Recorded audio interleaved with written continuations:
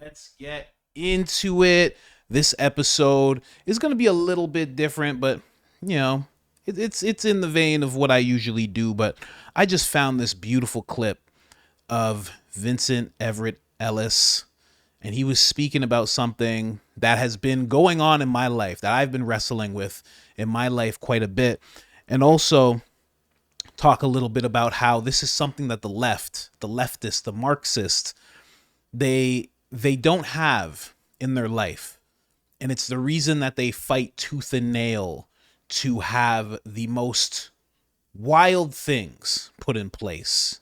You know, being in front of your children, doing all sorts of stuff, teaching your children all sorts of stuff, being able to be out in public with all sorts of depravity, and they brand that as pride. There's a whole bunch of things. We're going to talk about that after, but I just want to play this first, man, because if you don't have peace in your life, in your heart, I really want you to listen to this. Let's get into it.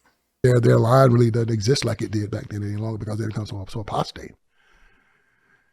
The civil rights movement did that to the black preacher. It brought liberalism into the black church, where they've been very conservative in its teachings, and wasn't really into politics much at all. Now it's getting very liberal in its teachings. You have very few black preachers that will preach against LGBTQ or against abortion because the Democratic Party controls the preacher. And we have two generations of black people now that have not really heard the truth. They will play Martin Luther King Jr. over and over again, who doesn't really mention the name of Jesus unless it's in a parable. You've never seen him baptize anybody. You never see him have an altar call. I tell people come to faith or bring them to Christ. Everything's about the vote. Everything's about marching. Everything's about protesting. And they see the church through that vein. And that is not its calling. No, that's corrupt. Yes. And corrupting. Yes.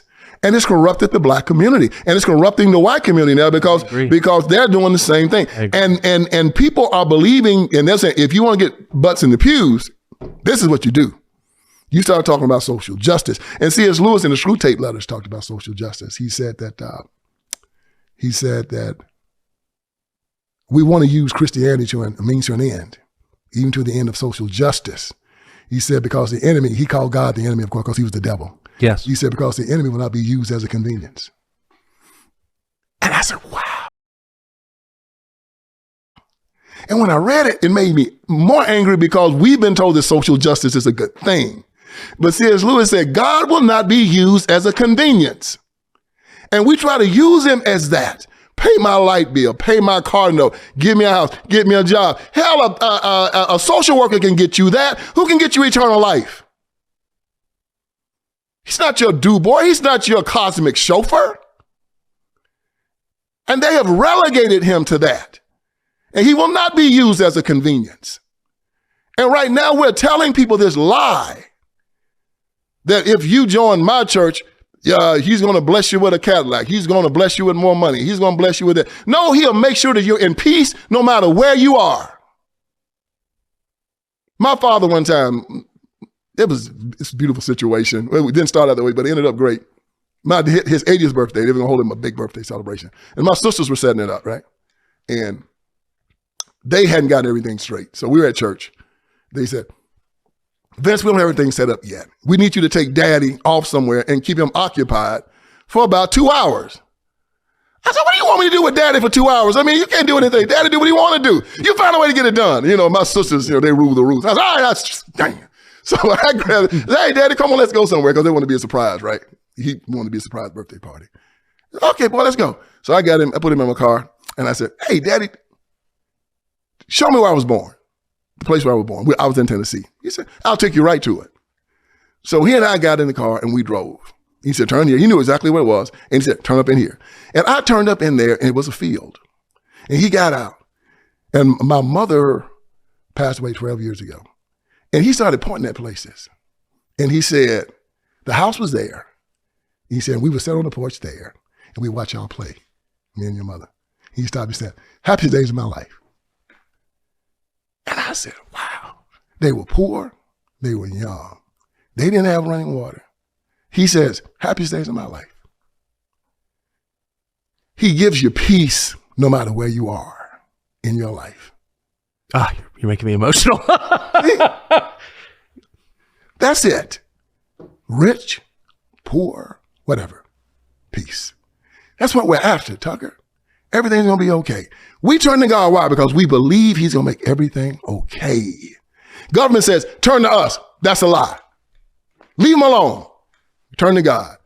And you find people, you and I have seen them, while they're rising in life, when they become millionaires, what do they say? Boy, the happiest time of my life was when me and my wife were living in a one-bedroom apartment and y'all were children. And then when they get rich, they're taking pills and they hate one another. And they'll turn back and they'll tell you, God, man, those happiest times of my life when I was young, when we were starting out. And our Bible tells us if you keep your mind on him, he'll keep you in perfect peace. When he left to go to heaven, he said, my peace I leave with you. Why do we have a fentanyl crisis in America? No peace. These children don't even know where to turn for it. Because they're telling them you're not a man, you're not a woman, you have pride, you don't turn to God, God's not real. And I was wired up in my religion. You know, we believed in Santa Claus when we was 5 and 6 years old, right? So you're supposed to wire children up to believe in God at that time. When you get in trouble, son, where do you go? No anxiety, you're just going to be fine. I've seen the end of the book. You're going to win. You're going to win. And he walks through life, yes. You know, it's Muhammad Ali walking into a ring looking at the undefeated number one contender telling him, I'm going to kick your ass. That's what he do with his hands up. That's how you wake up in life every day looking at Satan. I'm going to kick your ass. Ain't no way you beat me today. No way. I win. And when you do that, he starts backing up off of you. But when you have to go to government and when you have to go to man, and man is wishy-washy, you know, he's going to go for his own best interest. And they're telling these children this lie. And so we have wealthy people in our family. I offered to buy daddy a house. Daddy said, for what? My house is fine. I bought it in 1972. I paid it off. And he sits there with his new wife and as happy as he can be. And when we come there, it's a communion. We would all give our big houses for the small house that dad lives in right now because of all the happiness that was there. Peace. Just a serenity. I told my brothers and sisters, I might move back to dad's house when I become an old man and just sit there and chill like you're here in Maine, right? Yeah. The peace. That's what it brings you. That's what we're all after. Man, this guy's not even a pastor. He's not even a reverend. From what I know, he might be. I don't know. The way he speaks is just, man, this got to me. This video got to me. It still gets to me as I listen to it, because, you know, for me, and again, I don't know if you're having that type of issue as well, finding peace, you know, with everything he just said, you know, finding peace right where you're at. You know, when I first heard this clip, it was a couple of days ago, and, you know, I'm in the vacation studio, right? AKA the hotel room. And my wife, right over there, my wife and my baby, they're sitting there and they're just, you know, doing the regular thing. Baby's just talking nonsense. My wife's just talking back. And as I'm listening to it, because I'm about to sit down and get to work, and every time I get to work, I get stressed. And this guy talking about peace, and then I'm able to look at them, because I'm not usually able to see them when I'm in my regular studio. And I was like, that's the peace. That's it, you know? That's the peace that I find peace in that. And of course, in God. You know, that's God first right here. And of course, in God as well. You know, but they were just a symbol of how much God has provided for me, despite all my stress and anxiety around the work that I do, right? Because it's performance work and you got to perform every day. And it's hard. It's very hard. People think like, oh, you just make videos. It's very hard. It's very stressful. You know, if I was single and living in a 1-bedroom apartment, it would be like whatever. You know, if I had another job, it'd be like, whatever. But I don't have those things, you know? So just, yeah, if you don't have peace, find peace. And if you're not I keep saying if you're not into religion, I'm not going to say that this time. Find peace in God. You really should. You really can. You really can. And as he was talking about what kids are going through, young people, adults even right now, it all kind of links to that. We have this government, both sides, whatever. Well, not really both sides. There's a lot of people on the right who talk about God, who talk about finding God, and having traditional families and having nuclear families, and what a good thing that is. There's a lot that talk about that. And then you have a lot of the AOCs and the Robert Garcias, and they're very, this is my partner, and there's no kids, and they don't have those aspirations. And it's on the right as well, with like Lindsey Graham, and he's like 100 years old and he has no kids or anything like that. It's everywhere. But for the most part, you have these people who are in power right now who they want you to turn to the state, and they never want you to turn to God, because once you, and I've talked about this before, and anybody who has any type of religion knows, once you have God in your life, you're not going to just go with what the state says. You're not going to just go with everything they say. If they say do X, Y, Z, you're checking in with God first. You're not just going to nod your head and say, okay. And it takes away their power. So when they have you turn away from God, and think about it with today's people, young and old, you find peace in God, right? But if you turn to the state, you have to find peace in pills, in therapies, in drugs, in sex, in depravity. You see a lot of this on the left, a lot of godlessness on the left, a lot of snickering at the idea of any religion, really. And they won't say it straight to our faces, because they know they're depending on votes and demographics and stuff. So they won't say it right to our faces, but they show it. They show it in what they protect and what they push away. Like recently they've been demonizing, white Christian nationalists. They'll brand as white Christian nationalists when it's really just Christian people. Then they'll say Christian nationalists. It's really just Christian people, but they're trying to brand it like, oh, these are the people who support Trump. They're trying to give it a negative connotation, And it happens with every religion. But I just noticed that if they don't want you to turn to that, what do they want you to turn to? And then going back to what I just said, what do they protect? Well, you see them protect the alphabet community more than anybody. Laws being drawn up constantly.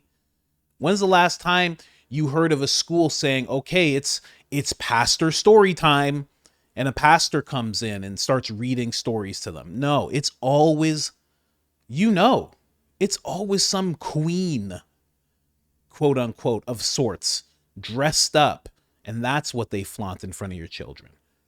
And if you say anything about that, you're the issue. What they protect, it's wild. Nobody talks about June being Men's Mental Health Month. It's always Pride Month. Always. And then the depravity that happens in those marches, it's crazy. But that's what's protected the most. It's a very godless society right now. And again, they have you turn to all these different things. And you see it a lot on the left. And you see it a lot in the youth. What young person do you know that thinks they all feel like they have anxiety? Because none of them are taught to turn to God. Because you don't want to be the father, maybe not you, but so many people, they don't want to be the father who's trying to push God. They don't want to be a Bible thumper. They don't want to be Ned Flanders. They don't want to be branded as that. It's crazy. So they have us with anxiety. They have us feeling demoralized all the time. They have us unstable constantly, mentally and financially. They have us in pure sadness. They have us in straight up anger constantly. And there's no peace. And there's nothing that you can find peace in with their remedies. When you look at the left, when you look at these people who are in power right now, they offer no peace whatsoever, because they're not the ones we're supposed to turn to for peace. God is the one we're supposed to turn to. Our family unit is what we're supposed to turn to. And they want that gone. It's really interesting. And then when he says, how do kids walk? Like, think about what he's talking about the kids. How do kids walk through life right now? He was talking about the person that's infused with religion, right?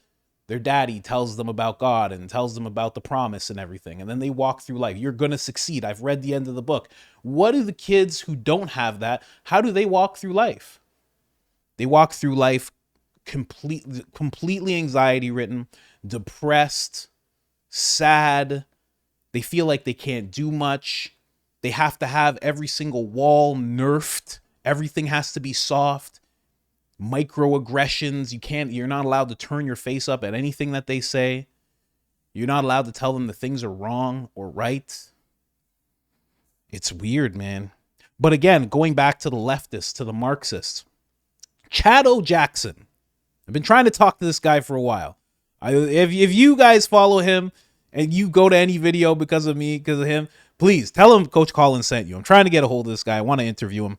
But he talks about how these people who are leftists, and I might be taking that differently, but he was talking about how the left talks about how they have no heaven, right? So in a godless society, if you have no heaven, here and now becomes your heaven.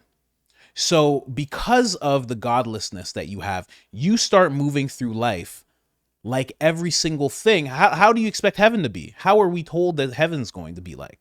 Well, everything's going to be perfect. And if you notice with these leftists, with these Marxists, they want everything to be perfect.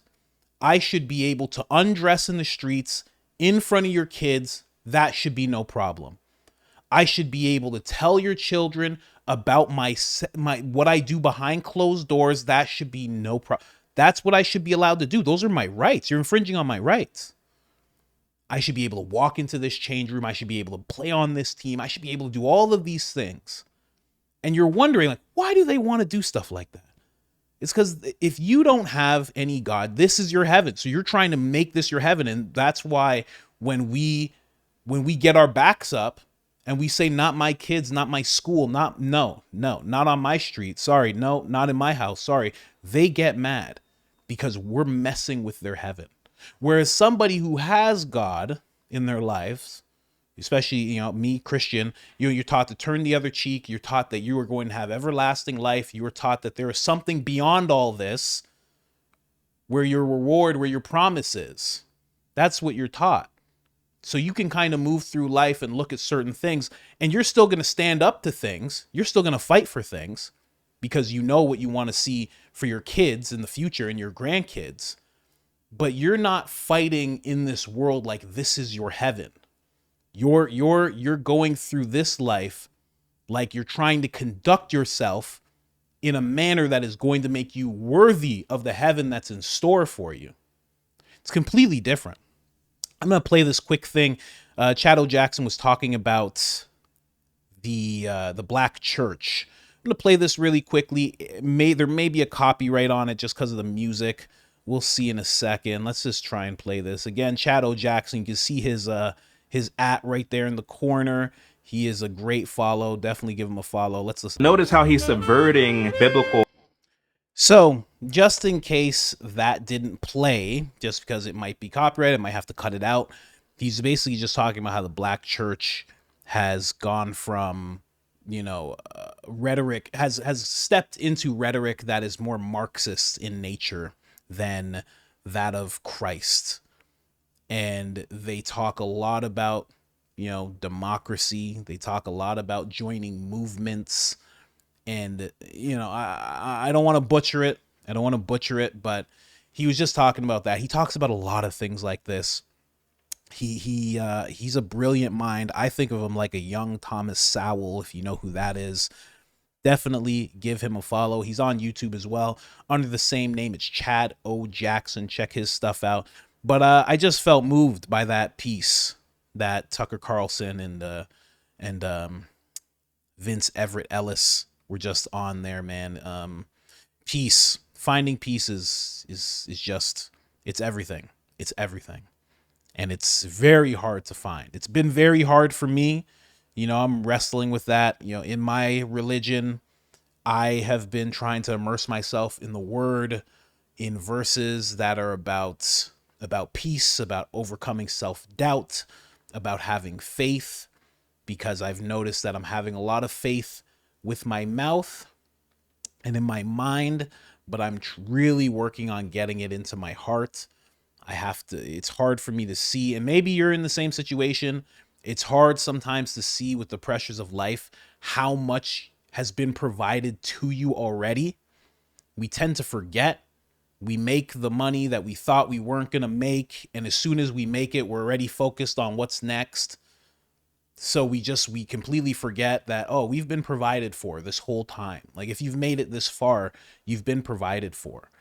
And don't think it was all just you and your hard work. There's something else at work that is pushing things along for you and helping you every step of the way.